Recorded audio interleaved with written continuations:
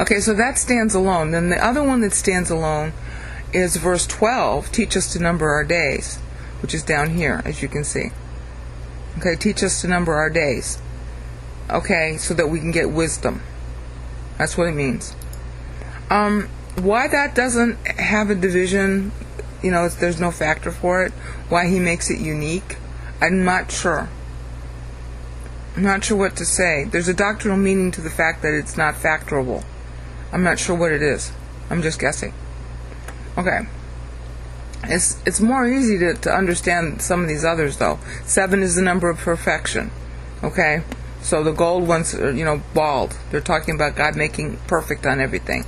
8 is the plan of, the plan of God. You'll see Isaiah use a lot of 8s, because Moses does. 2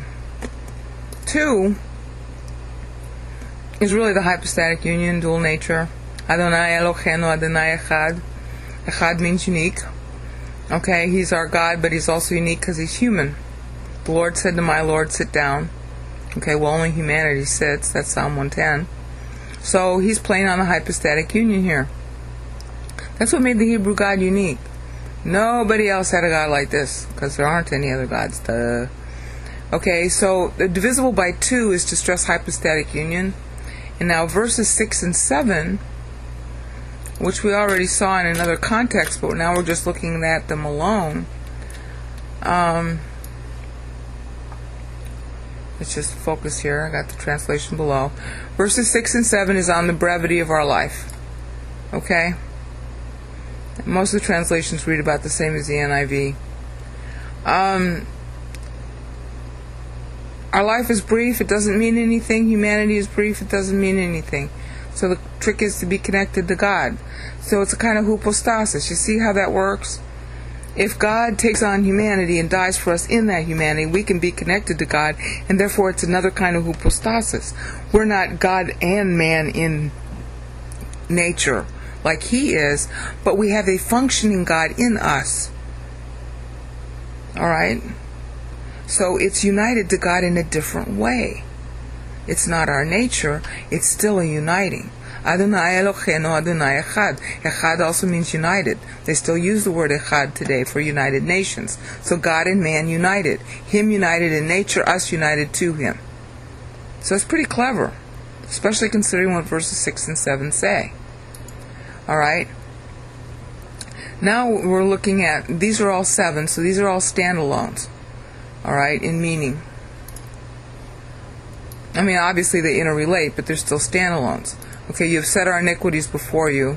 Obviously, the cross takes care of that. Our iniquities are always before him. That's why the cross is always before him. That's why it's always satisfying. Our days pass away. Okay, that's verse 9. That stands alone. Okay, and then I love this. The length of our days is 70 years. Okay, that's verse 10. Alright. Yeah, we'd fly away if we weren't saved. Alright, so anybody can be saved by just believing in him. Okay? Power of your anger, great is the fear that is due you. I mean, fear that is due you, it doesn't quite say fear that is due you. It's close, though. It's implied. So, verse 11 stands on its own, obviously. And the one who got the wrath and who got the anger is Christ.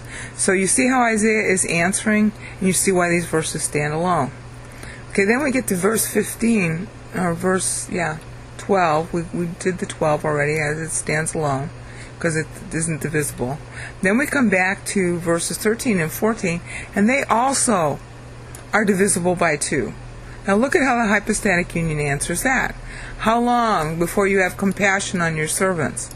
Well, what greater compassion is there than the cross, than taking on humanity himself?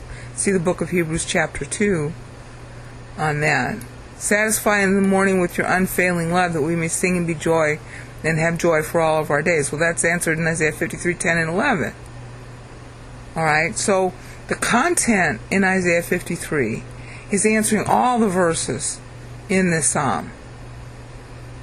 But he's keying off, the meter the same way Moses does. Alright, so that's why this is divisible by 2. See, look down here, verses 13 and 14 are divisible by 2. That's why they're color-coded in light blue.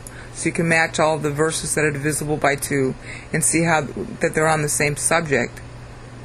Alright? And then we come back to the standalones again. Each verse from 15 through 17 is a standalone. It's all in gold. So make us glad for as many days. Alright, this is exactly why you see the doubling. Alright, we saw it here in Moses. He's doubling. Verse 15 is the whole theme of the psalm. Make us as glad for as many days. And you'll notice that that's a 42 divisible by 7. In other words, we saw up here that this was the decree. It's 84 syllables when it gets down to here. Alright, that's 2 42s. And that's why 15, whoops, I clicked on the wrong one. That's why here in 15, make us glad for as many days as you have afflicted us. In other words, when you have a 70-year period of affliction, you get it paid back as a 70-year period of prosperity. And that's why people misread Daniel 7. They don't understand that 70 years gets paid back. So it's 586 BC, which is the decree. The 70 years we already know from Jeremiah 25 and Daniel 9:2, but it gets paid back because of this. Make us glad for as many days as you have afflicted us. The 70 years were an affliction. So you have the timeline of Daniel 9 is 586 BC minus 70 minus the second 70 before you start talking about the 69 weeks in Daniel 9:25. The payback occurs first. Mirroring. God mirrors back time because that's what Moses prayed for right here. And 42, decree. 42 generations for the decree of Christ. That's what Matthew picks up on. Well, he's picking it up on it from Isaiah 53, 52, 13, and 14, which is picked up right here from Moses, splitting. Ending Isaiah 53 the same way he started. And there we go, 42. So it's a decree to mirror, which is exactly what Isaiah does. He's mirroring Moses. He's mirroring the meter in Moses. He's splitting up the 84 into 242s to mirror it. Okay, yeah, because this is a prayer that it be mirrored. See, make us glad. I'll put up English again so I don't make you too tired. Make us glad for as many days as you have afflicted us. So that's literal. So when Israel got a period of 56 bad years, it has to get another 56 years. It's also mirrored in our calendar. The Feast of Booths in September is a mirror of Passover. It's the same period. It begins on the same day. All right? The same thing is true for from Passover, the beginning of Passover, to Pentecost is 57 days. The Jews don't count it rightly today. They're missing out on what Numbers 28:26 says. All right, it's 57 days. Okay, and there's also 57 days mirrored, bad time.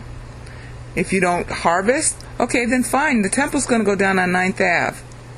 There's 57 days to 9th Ave from Pentecost. The middle between them is 56. That's why 56 is used.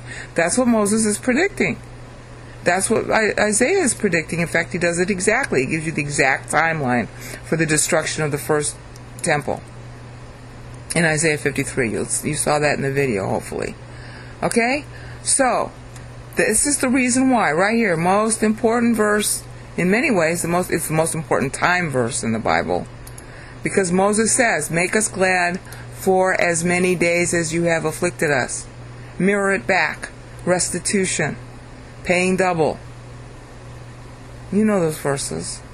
How did we miss this for so long in Christianity? Of course, I didn't know it either until lately. Alright? So then we go to verse 16. May your deeds be shown to your servants. We just saw that. Each one of these things is a standalone because it's all divisible by 7. So that's the end of the introduction, and I've got a lot more to show you about how Isaiah is keying off using specific keywords in future videos.